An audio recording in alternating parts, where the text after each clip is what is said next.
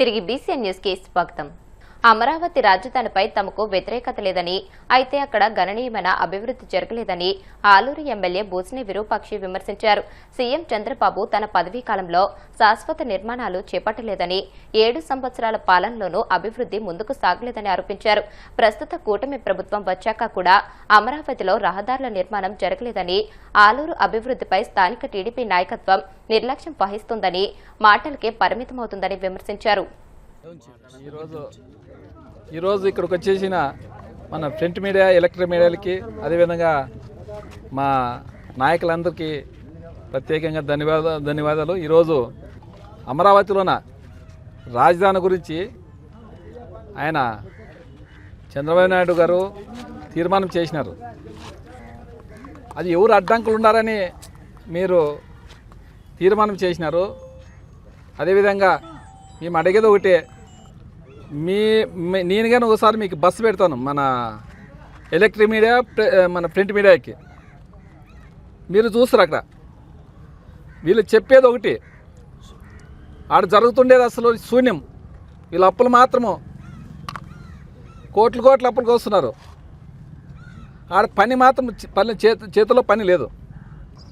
మేము ఒకటే అడిగేది, రాజధానికి మా జగన్మోహన్ రెడ్డి కానీ ఎవరైనా కానీ రాజధానికి ఎవరు వ్యతిరేకం కాదు. రాజధాని అమరావతిలో ఉండాలన్నాడు ఆయన రాజధాని తీసేసని ఎప్పుడు అనలే. అంటే 3 దగ్గర డెవలప్మెంట్ కావాలని, కర్నూలు, విశాఖపట్నం చేయాలనుకున్నాడు కానీ రాజధాని ఎప్పుడు తీసేయాలనే అని మాట అనలే. మీరు ప్రజలకు చెప్పిన వాగ్దానాలు, ఆడ రైతులు ఉన్నారు, రైతులకు ఏం చేయలేదు. మీరు ఫస్ట్ మీరు ల్యాండ్ దాదాపుగా 50,000 ఎకరాలు తీసుకున్నారు. 50,000 ఎకరాలకి మీరు చెప్పింది ఏది, 1 ఎకరానికి 2 కోట్లు ఖర్చు వస్తుంది అన్నారు. లక్షకు ఆ లెక్కలు అయితే 50,000 ఎకరాలకి 1,00,000 కోట్లు కావాలా. అదేవిధంగా మళ్ళా ఆ 50,000 ఎకరాలకు దేవుడేరుగా వాళ్ళకి ఎక్కడున్నాయో తెలియదు. పాపం అక్కడ ఉన్న వాళ్ళకి, వాళ్ళు అక్కడ భూములు ఇచ్చిన వాళ్ళకి, వాళ్ళు అక్కడ పంట పండించేకి లేకుండా అయిపోయింది. ఆ పోనీ ఆ ల్యాండ్ ఎక్కడ చూపిస్తారంటే ఎక్కడ లేదు. కొంతమందికి చెరువులో చూపిస్తారు, కొంతమందికి ఎక్కడ చూపిస్తారు, ఇంతవరకు వాళ్ళకి తెలియదు. వాళ్ళు అయోమయంలో ఉన్నారు. ఆ ముందు ఇచ్చిన 50,000 ఎకరాలలోనే ఇప్పుడు మళ్ళా 40,000 ఎకరాలు కావాలంటున్నారు. అంటే మీరు ఏం చేస్తున్నారంటే, మీరు అప్పులు కోసడానికే మళ్ళీ 40,000 ఎకరాలు మళ్ళీ చూపుతున్నారు. ఈ తీర్మానము 14 నుంచి 19 వరకు నువ్వే ఉన్నావు సీఎంగా, ఇప్పుడు 2 ఏళ్ళు సీఎంగా. మేము ఒకటే అడుగుతున్నాం, నువ్వు 7 ఏళ్ళు ముఖ్యమంత్రిగా ఉన్నావు, 7 ఏళ్ళలో ఏం డెవలప్మెంట్ చేసినావు ఆ రాజధానిని? అయిపోయి 3 బడ్జెట్లు అయిపోయా, ఉండేది 2 బడ్జెట్లు నీ న్యాయంలో ఇప్పుడు అయిపోతుంది. ఇది ఎక్కడన్నా రాజధానిలో ఎక్కడన్నా ఒక్క శాశ్వతమైన బిల్డింగ్ కట్టినావా? అన్నీ ఇప్పుడు హైకోర్టుని మామూలుగా తాత్కాలికంగా, అసెంబ్లీని తాత్కాలికంగా, ఇవన్నీ ఎందుకంటే మీరు అడిగేవాళ్ళు లేరని మా జగన్మోహన్ రెడ్డి మీద బురదలడానికే మీరు మాట్లాడుతున్న తప్పుడు. అసెంబ్లీలో తీర్మానం చేసుకోను. దాన్ని నువ్వు ఎక్కడ పోయినా జగన్మోహన్ రెడ్డి తిట్టేకి మాత్రమే మీరు, మీ నాయకులు. ఆయన మాట్లాడతాడు, అచ్చెన్నాయుడు గారు అసెంబ్లీలోన ఏమన్నా అది ఏదో నోరాని ఇది ఏమది కాల్చి చంపేస్తారంట ఆయనక. అంటే నీ మంత్రి పదవి కోసం తీసేస్తారేమో నీకు డౌట్ వచ్చిందేమో, అందుకోసము. అంటే జగన్మోహన్ రెడ్డి తిడితే అట్లే పెడతారు. ఈ విధంగా అంత అసభ్యంగా మాట్లాడతారు మీరు అధికారంలో ఉండేది మీరు. మిమ్మల్ని అడ్డుకునే వాళ్ళు ఎవడు చెప్పు? ఎవరైనా అడ్డుకుంటారా? ప్రజల సొమ్ము దాచుకుంటున్నారు మీరు. 1,000 కోట్లు వారమానము 3,000 కోట్లు 4,000 కోట్లు అప్పులు కోస్తున్నారు తప్ప దాదాపుగా 3,50,000 కోట్లే అప్పు పోసినారు మీరు 2 సంవత్సరాల్లోనే. దాన్ని మీరు కప్పిపుచ్చుకునేదానికి ఇప్పుడు జగన్మోహన్ రెడ్డి మీద అభండాలు వేస్తూ, మీరు జగన్మోహన్ రెడ్డి ఎక్కడ పోయినా తిడుతూ, మీరు ఏదో ఇప్పుడు నిన్నగానే ఏదో విలేకరులు ఏదో ప్రెస్ మీట్ ఏదో వచ్చినారు, వాళ్ళ దాంట్లో కానీ నువ్వు ఏదైనా ఉంటే వాళ్ళ ప్రెస్ వాళ్ళకి ఏదన్నా న్యాయం ఏం చేస్తామని చెప్పాలి. కానీ నువ్వు ఆడగానే జగన్మోహన్ రెడ్డినా? ఒంగోలు ఆర్టీసీ బస్టాండ్ను ప్రకాశం జిల్లా కలెక్టర్ రాజాబాబు పరిశీలించారు. ప్రయాణికులకు మెరుగైన సదుపాయాలు కల్పించాలని, బస్సు సౌకర్యాలు, మౌలిక సదుపాయాలపై దృష్టి సారించాలని ఆర్టీసీ డీఎంను ఆదేశించారు. బస్టాండ్ ప్రాంగణాలు పరిశుభ్రంగా ఉండేలా చూడాలని, తినుబండారాలు అధిక ధరలకు విక్రయించకూడదని సూచించారు. కాంగ్రెస్ పార్టీపై ప్రధాని మోదీ తీవ్రస్థాయిలో విరుచుకుపడ్డారు. ప్రపంచవ్యాప్తంగా ఇంధన భౌగోళిక రాజకీయ సవాళ్లు నెలకొన్నప్పటికీ భారతదేశం స్థిరంగా ఉందని స్పష్టం చేశారు. గుజరాత్లోని వాగ్దరాడ్లో 19,800 కోట్లకు పైగా విలువైన అభివృద్ధి ప్రాజెక్టులను ప్రారంభించిన సందర్భంగా ఆయన ఈ వ్యాఖ్యలు చేశారు. దేశ ఐక్యతను దెబ్బతీస్తూ కాంగ్రెస్ వదంతులను ప్రచారం చేస్తుందని ఆయన ఆరోపించారు. కాంగ్రెస్ నేతలు రాజకీయ రాబందుల్లా తయారయ్యారని మండిపడ్డారు. સ્કૂટર પર આંટા મારતો આપ સૌને મળવાનો મોકો મળતો અને આપણા ઉત્તર ગુજરાતમાં આવીએ એટલે માતાઓ બહેનો સરસ મજાના રોટલા ટીપીને ખવડાવે.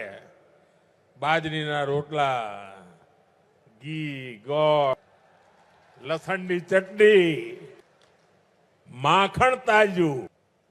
આપ સૌનો એ સ્નેહ, આપને અપાર પ્રેમ હું ક્યારે ભૂલી નહીં શકું.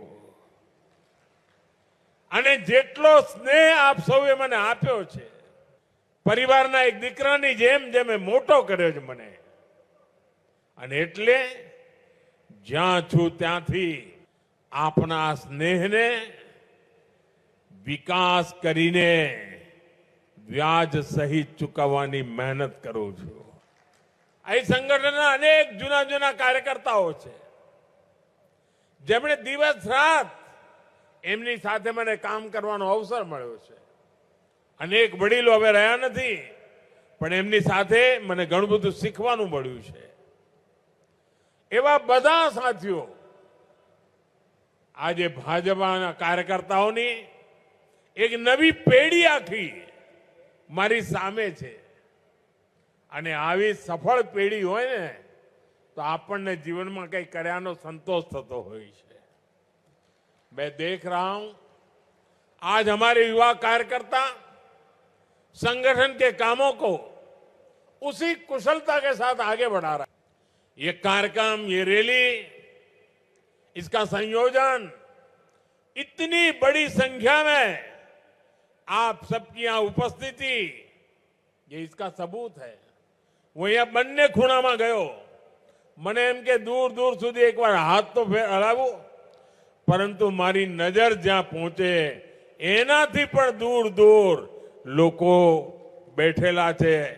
બીજા મોટા ભાગના લોકો બહાર ઉભેલા છે. બનાસકાંઠા के अलावा पाटण, મહેસાણા समेत कई जिलों के लोग भी आज मुझे उनके दर्शन करने का मौका मिला.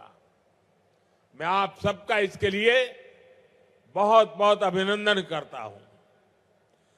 खास કરીને હું મારી માતાઓ બહેનોને ફરી એકવાર प्रणाम करूं. साथियों, आज से 25 साल पहले आपने मुझे बनासकांठा और इस क्षेत्र के विकास का दायित्व सौंपा था.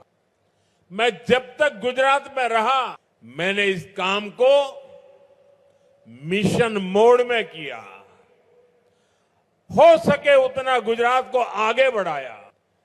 दशकों से आपको जो परेशानियां हो रही, जो इस क्षेत्र की उपेक्षा हो रही थी, उन सारी कठिनाइयों का अंत हुआ. विकास की अपेक्षाएं एक के बाद एक पूरी होती गई. मुझे गर्व है यहां विकास का जो सिलसिला शुरू करने का सौभाग्य मुझे मिला था, जो अनवरत जारी है. और 2014 के बाद से तो इसमें डबल इंजन की सरकार की ताकत भी शामिल है. आज भी यहां केंद्र और राज्य की करीब 20,000 करोड़ रुपए की परियोजनाएं शुरू हो रही है. 20,000 करोड़ रुपया. इस प्रोजेक्ट से इस पूरे इलाके की तस्वीर बदलेगी. ऊर्जा, सड़क, रेलवे और हाउसिंग सेक्टर से जुड़े ये प्रोजेक्ट यहां के जीवन को एक नई गति देंगे. मैं इन सभी विकास कार्यों के लिए वाव, थराद, बनासकांठा. వార్తలు ముగించే ముందు ముఖ్యాంశాలు మరొకసారి. మంగళగిరిలో 86వ రోజు ప్రజా దర్బార్ నిర్వహించిన మంత్రి లోకేష్. సామాన్య ప్రజలు, కార్యకర్తల నుంచి స్వీకరించిన వినతులను పరిశీలించి చర్యలు తీసుకుంటానని హామీ.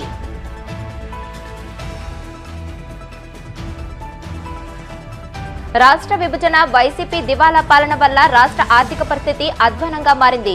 తీవ్ర స్థాయిలో విమర్శలు గుప్పించిన మంత్రి నిమ్మల రామనాయుడు.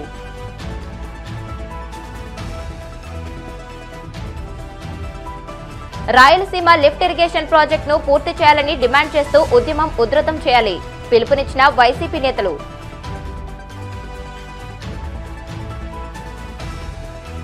ప్రపంచ సవాళ్ల మధ్య భారత్ నిలకడగా ఉందని ప్రధాని మోదీ వ్యాఖ్య.